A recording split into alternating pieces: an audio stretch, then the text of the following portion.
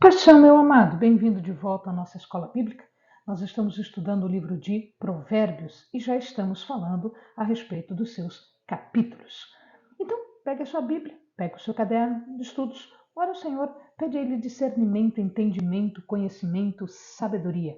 Pede a Ele proteção para que nós possamos desvendar dos seus mistérios. Antes de iniciarmos o próximo capítulo, vamos aos avisos. Você pode dar um like, você pode ativar o sininho para ser avisado quando um novo vídeo estiver sendo publicado, você pode se inscrever no canal e você pode, sem problema nenhum, compartilhar os links dos vídeos. Isso tudo vai auxiliar a espalhar, a disseminar o estudo da palavra de Deus. E, melhor ainda, isto tudo é gratuito. Você pode fazê-lo sem preocupação nenhuma, sem problema algum. Ok? Então, vamos lá. Capítulo 4, ele fala no primeiro momento, até o verso 9, ele fala de uma busca da sabedoria. Ou seja, nós estamos falando do sétimo discurso. E assim diz a palavra de Deus. Ouçam, meus filhos, a instrução de um pai. Estejam atentos e obterão discernimento. O ensino que ofereço a vocês é bom, por isso não abandonem a minha instrução. Quando eu era menino, ainda pequeno, em companhia de meu pai, um filho muito especial para minha mãe, ele me ensinava e dizia: apegue-se às minhas palavras de todo o coração, obedeça aos meus mandamentos e você terá vida. Procure obter sabedoria e entendimento. Não se esqueça das minhas palavras, nem delas se afaste. Não abandone a sabedoria e ela o protegerá. Ame-a e ela cuidará de você. O conselho da sabedoria é este: procure obter sabedoria. Use tudo que você possui para adquirir entendimento.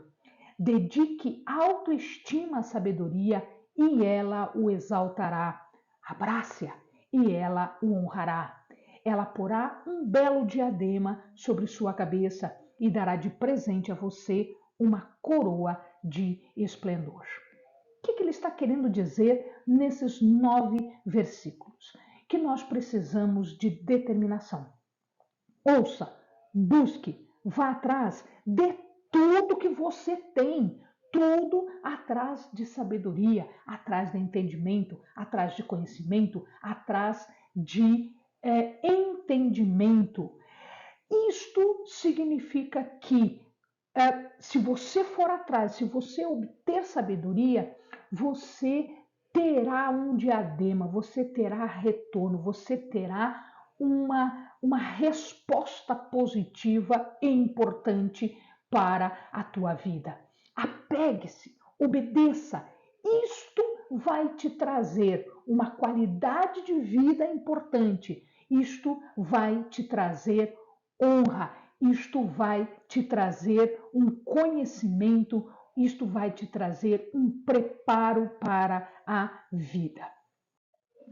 Os mandamentos que ele busca, os mandamentos que são a fonte da sabedoria, são a Torá, ou seja, são os mandamentos, a lei, os ensinamentos que estão na Torá. E é interessante aqui que ele fala do pai, fala da mãe. Isso significa dizer o seguinte, que esses ensinos não eram só teóricos, eram ensinos práticos, eram ensinos dados pela vida do pai e pela vida da mãe. Quando ele diz procure e não se esqueça, ele quer dizer não se afaste. Quando você achar, se ligue, se junte à sabedoria, não abandone, não largue, em momento nenhum se esqueça da sabedoria. O resultado disso é uma proteção, é uma vida longa, é uma vida com qualidade. Quando ele fala aqui, ame, ele está dizendo, tome cuidado, tenha cuidado, faça as coisas com o maior cuidado possível. Procure com tudo que você tiver à mão, com tudo que você puder, isto vai ser um ornamento para a sua cabeça, isso vai ser uma coroa para a sua cabeça.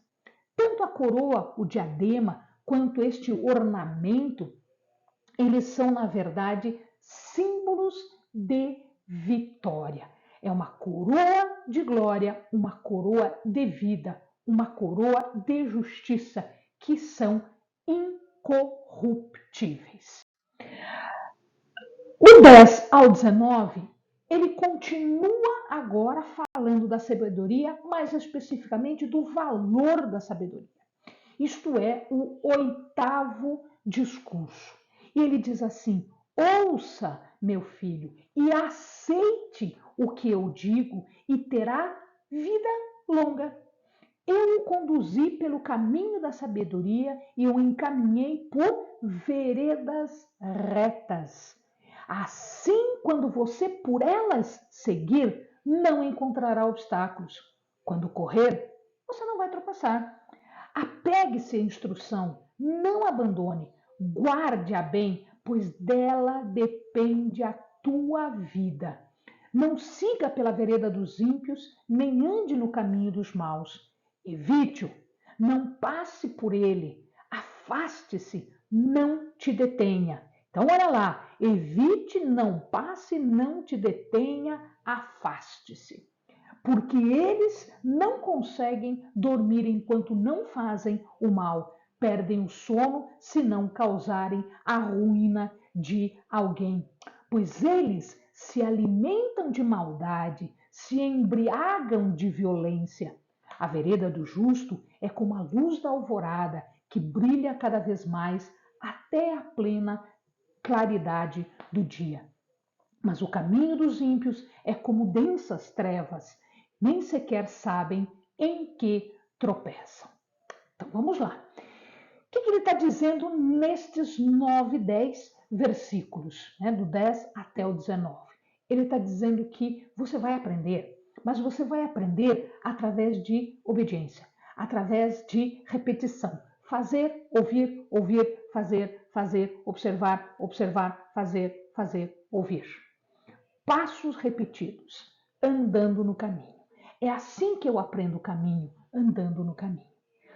Ouvir, compreender, aceitar, não se rebelar contra. Isto tudo vai me conduzir a uma vida longa, a uma vida próspera, a uma vida boa. Para os hebreus, morrer precocemente, morrer jovem, era a maior catástrofe que poderia acontecer. Então, uma pessoa que tivesse uma vida longa significa que era uma pessoa abençoada. Caminhar por essas veredas, caminhar pelo caminho da sabedoria, caminhar pelo caminho da retidão, do que é certo, do que é correto, significa dizer que você não vai ter obstáculo nenhum. Não quer dizer que você não vai ter problemas. Problemas você vai ter. Todos nós temos problemas, até o mais sábio dos homens tem problemas.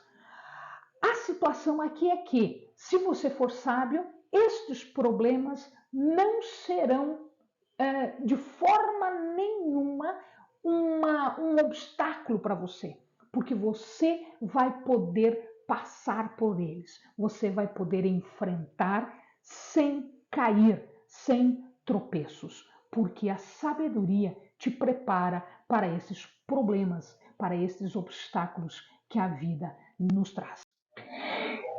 Ele deve se apegar, ele deve guardar, ele não pode abandonar. Então, nós temos aqui 2 caminhos. Ele vai apresentar para nós 2 caminhos. O caminho dos perversos, que não dormem enquanto não fazem algo de errado, que não provocam alguma coisa errada, né? Que eles se alimentam de violência, que eles se embriagam de violência. Então, eles vivem nas trevas, eles vivem na escuridão. E quem vive na treva, quem vive na escuridão, é aquele que tem maior capacidade de tropeçar. E ele diz: não entre ali, neste caminho não entre. Se você entrar, não siga, não avance, não ande pelo caminho dos maus. Evite, se você perceber que tem um caminho errado, se afaste o mais rapidamente possível. Lembrem-se que este caminho pode ser um caminho propriamente dito, mas pode ser pessoa. Algumas pessoas são caminhos maus. Então, se você encontra um caminho mau ou uma pessoa que é caminho mau, se afaste dela. Desligue-se, afaste, tome outro rumo, tome outro caminho. E existe o caminho dos retos, o caminho dos justos, o caminho da luz da alvorada. Quando o dia começa, a luz começa bem fraquinho, bem fraquinha, bem fraquinha. De repente ela vai aumentando, aumentando, aumentando, aumentando. E quando chega aí pelo meio-dia, nós temos a plenitude do dia. O que significa a plenitude do dia? Significa que a luz do conhecimento, a luz da sabedoria estão brilhando em plena energia. É o momento do dia em que nós temos mais luz, mais conhecimento. É isso que ele está dizendo. Você vai começar na alvorada, mas você vai seguir até ser meio-dia, até a luz do conhecimento ser plena, ser abundante, ser de forma a quase cegar a pessoa. Do 20 ao 27, ele faz mais um discurso ainda em relação à sabedoria, ligando agora a sabedoria à saúde. Este é o 9º discurso. Ele diz assim: meu filho, escute o que eu digo. Você já percebeu que toda vez quando ele começa um discurso novo, ele fala: ouça, escute, preste atenção? Então é isso aí. Preste atenção às minhas palavras, nunca as perca de vista, guarde-as no fundo do teu coração, pois são vida para quem as encontra e saúde para o seu ser. Acima de tudo, guarde o seu coração, pois dele depende toda a vida. Afaste de sua boca as palavras perversas. Fique longe dos seus lábios a maldade. Olhe sempre para frente, mantenha o olhar fixo no que está diante de você. Veja bem por onde anda e os seus passos serão seguros. Não se desvie, nem para a direita, nem para a esquerda. Afaste os seus pés da maldade. O que ele está dizendo aqui? Além daquela vida longa que ele estava prometendo, além daquela vida próspera, daquela vida boa, também deve haver saúde. E ele fala assim: fique pronto. Um estado de prontidão é aquele estado onde nós temos o coração pronto, a boca pronta, os olhos prontos e os pés prontos. Tá? Por que o coração? O coração, para os hebreus, era a fonte não só das emoções, da sensibilidade, era também a fonte de todo o raciocínio. A mente, para eles, estava no coração, não na cabeça como nós entendemos hoje, mas estava no coração. Então, guardar no coração significa dizer de toda a tua mente, de todo o teu raciocínio, de toda a tua inteligência, de toda a tua emoção, de toda a tua vontade, ou seja, de todo o teu ser interior. A vida que ele garante é uma vida verdadeira. Aquela vida que é viva no sentido espiritual. Então, o que ele fala aqui de vida é vitalidade espiritual. Isso é trazido pela verdade. Isto é o que transborda. E por isso que ele fala de saída. Saída do coração significa o que está saindo do coração, o que está transbordando do coração. E lembre-se que nós falamos do que o coração anda cheio. Então, onde quer que a tua atitude se faça sentir, onde quer que a tua ação se faça sentir, que ela seja renovada pela sabedoria.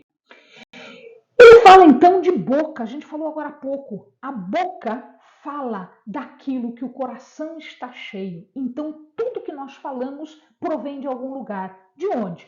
Do nosso coração. A gente sabe hoje que é do coração, sentimento, e que é da mente também. Mas eles entendiam que coração tinha essa dupla finalidade. Portanto, eles dizem vem do coração. Quando ele diz olho no foco, significa que você tem que ter um alvo. O alvo principal é a lei, é o andar correto. Se eu desvio o olhar, o que vai acontecer? Eu acabo resvalando, eu acabo me perdendo no caminho, eu acabo saindo da trilha. Pés aqui significa que eu estou andando no lugar correto. Porque uma vez que eu sei o caminho, uma vez que eu tenha no coração, o coração cheio do mandamento, cheio de retidão, cheio do que é certo, eu consigo andar. Portanto, eu estou transformando tudo aquilo que está dentro de mim em ação, sem desvio, sem escorregão. Eu não vou escorregar pelo caminho porque eu conheço o caminho. Eu não vou achar obstáculos, eu não vou tropeçar. Quando ele fala pondera, ele está dizendo preste atenção, mas preste atenção nos detalhes. Quando ponderar, quando a gente fala ponderar, a palavra em português não tem esse sentido. Mas a palavra original em hebraico diz que ponderar tem a ver com balança. As balanças antigamente eram aquelas de bracinho em que você colocava o peso de um lado e depois as coisas do outro lado e você tinha que equilibrar. Então, ponderar aqui ou prestar atenção tem a ver com este equilíbrio de balança. Significa que você vai pesar o curso de uma ação, examinar, pesquisar, ponderar as tuas atitudes. Provérbios 5, ele começa com o 10º discurso, que vai do verso 1 até o verso 6. Então vamos lá. Fala da sabedoria do casamento e as advertências contra o adultério. Meu filho, dê atenção à minha sabedoria, incline os ouvidos para perceber o meu discernimento. Assim você manterá o bom senso e os seus lábios guardarão o conhecimento, pois os lábios de uma mulher imoral destilam mel. Sua voz é mais suave que o azeite, mas no final ela é amarga como fel, afiada como uma espada de 2 gumes. Os seus pés descem para a morte, os seus passos conduzem diretamente para a sepultura. Ela nem percebe que anda por caminhos tortuosos e não enxerga a vereda da vida. O que ele está falando aqui? Naquela época, o homem tinha o direito de se casar mais de uma vez. É óbvio que a primeira esposa, a esposa da sua mocidade, era chamada a principal esposa. Mas ele poderia casar-se com outras mulheres. Nós vimos que os patriarcas fizeram isso. Além desse casamento com outras mulheres, eles poderiam ter aquelas outras chamadas concubinas, que eram aquelas mulheres que integravam o lar. Então, isso aconteceu, por exemplo, com Jacó, que ele, além das suas 2 esposas, ele tinha também relações com as servas dessas esposas, porque as suas esposas lhes deram esta serva para que elas, em seu nome, lhes desse filhos. Isso era um costume naquela época. A mesma coisa aconteceu com Abraão, quando Sara não podia ter filhos. Então, isto era aceitável. Havia uma liberdade sexual para o homem. Entretanto, o que não era possível, o adultério. É disso que ele está falando. Então, além destas situações que eram possíveis, ou seja, os casamentos múltiplos, homens com inúmeras mulheres, ele não podia ter uma liberdade com outras mulheres de outros homens que eram casadas ou que faziam da prostituição o seu modo de vida. Então, aqui o que ele está falando é que esta situação não era possível, que ele não se deixasse enganar por esse encanto da sedução que trazia consigo custos muito altos, custos de infidelidade. Então ele fala de palavras doces e fala de resultados amargos. O fim disso tudo é a morte e a sepultura. A fala seria doce como mel e o fim amargo como o absinto. Algumas traduções não falam absinto, elas falam fel. Mas aqui, na original, na palavra original, está escrito mel, como sendo o produto mais doce que eles conheciam era o mel. E o produto mais amargo que eles conheciam era o absinto, que era o fel. A gente conhece também com o nome de fel. E ele vai comparar isso tudo também, as palavras desta mulher, que era doce, tipo azeite, escorregadio, que ligava e tal. Ele vai comparar isso com uma espada de dois gumes. Esta espada de dois gumes é uma espada que tem fio nos dois lados, ele tem dois gumes, tem dois fios. Isso significa que ele corta dos dois lados. Ele corta corpo e alma. Ele separa corpo e alma. E ele diz que estas pessoas andavam no Sheol. Sheol é a sepultura. Então, quando ele fala de Sheol aqui, quando ele fala de sepultura, ele está falando de morte.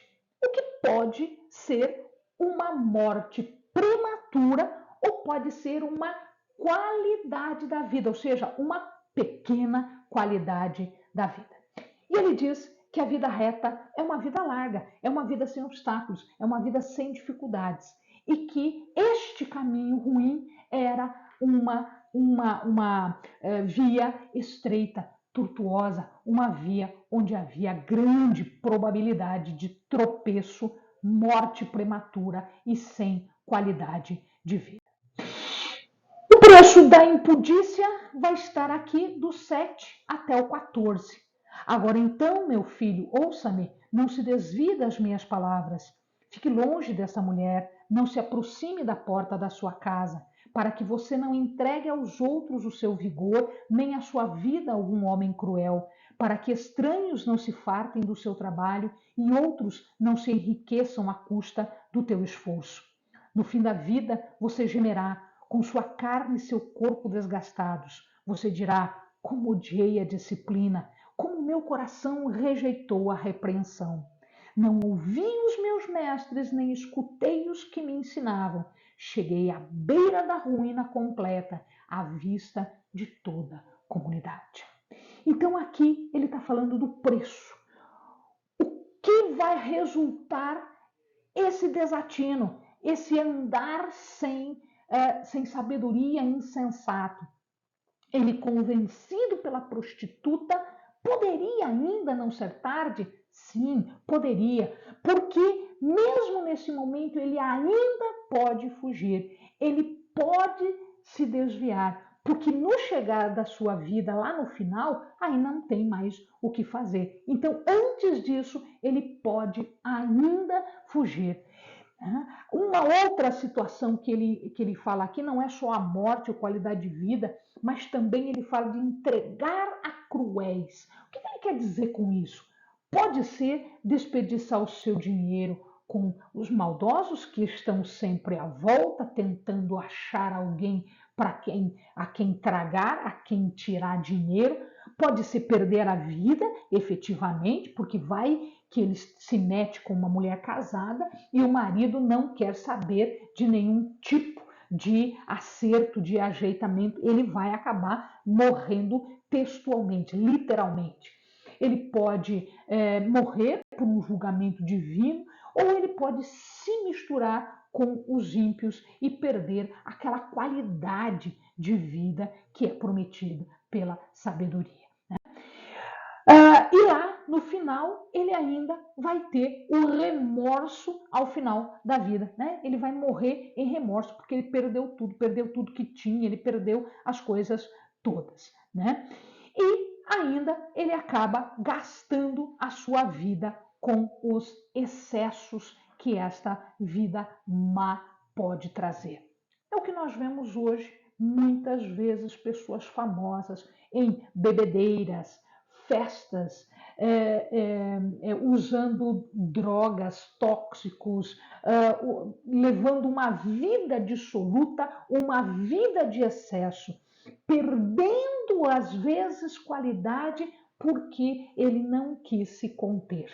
Nós vemos isso todos os dias, principalmente levando-se em consideração aquelas pessoas que estão mais expostas, artistas, por exemplo, cantores, por exemplo, atores, por exemplo. Nós vemos isso todos os dias. Pessoas que estão na mídia, pessoas que estão à mostra, elas acabam, né, levando uma vida dissoluta, uma vida de excessos. E muitos desses artistas, muitos desses atletas, inclusive, eles acabam morrendo porque se excederam no álcool, se excederam nas drogas, se excederam na prostituição. O verso 15 até o verso 23 fecha o capítulo falando de que existe um caminho melhor. Beba das águas da sua cisterna, das águas que brotam do seu próprio poço.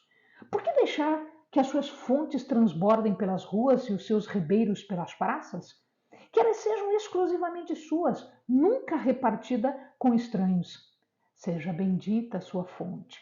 Alegre-se com a esposa da sua juventude. Gazela amorosa, corça graciosa, que os seios de sua esposa sempre o fartem de prazer e sempre o embriaguem os carinhos dela. Por que, meu filho, ser desencaminhado pela mulher imoral? Por que abraçar o seio de uma leviana? O Senhor vê os caminhos do homem e examina todos os seus passos. As maldades do ímpio o prendem, ele se torna prisioneiro das cordas do seu pecado. Certamente morrerá por falta de disciplina. Andará cambaleando por causa da sua insensatez. Quando ele fala aqui de cisterna, ele está falando de um lugar onde a água, que era preciosa e que era muito rara, era guardada. A cisterna era uma forma de guardar uma água pura, uma água cristalina, sem poluição. Então ele está falando que aqui a cisterna é a sua esposa. A esposa como fonte de água pura, como fonte de água cristalina. Por que ele iria espalhar essa fonte? Ou seja, por que ele iria querer prostituir a sua esposa? Porque quando ele casa, os dois são um. E se ele adultera, se ele prostitui, ele está prostituindo a sua esposa também. Nos dias de hoje, nós sabemos que existem muitas doenças que podem ser causadas por esta promiscuidade, esta prostituição. E um homem desse jeito poderia passar alguma doença para a sua esposa. A esposa original, a primeira esposa, era aquela que deveria receber as honras especiais por ser a companheira original, a primeira companheira, aquela que lhe deu os filhos. A boa esposa, ela é graciosa, amorável, preferível. Ele descreve assim. Nós vamos ver que em Provérbios isso vai acontecer mais vezes em outras partes. Deus deu a lei a Moisés. É ele quem examina e atenta o caminho do homem. É ele que percebe o que você faz de correto e o que faz de errado. A vontade que está desviada dos caminhos de Deus, os caminhos que Deus deu para nós, para que nós possamos saber como andar, como se fosse o nosso manual de vida. Deus deu isto e ele examina o nosso caminho. Se tudo que nós fizermos resultar em sair, se desviar, isto vai se tornar uma algema, isto vai se tornar uma prisão. Não é à toa que a idolatria depois foi chamada de prostituição, abominação diante de Deus. Amém, amados. Bons estudos.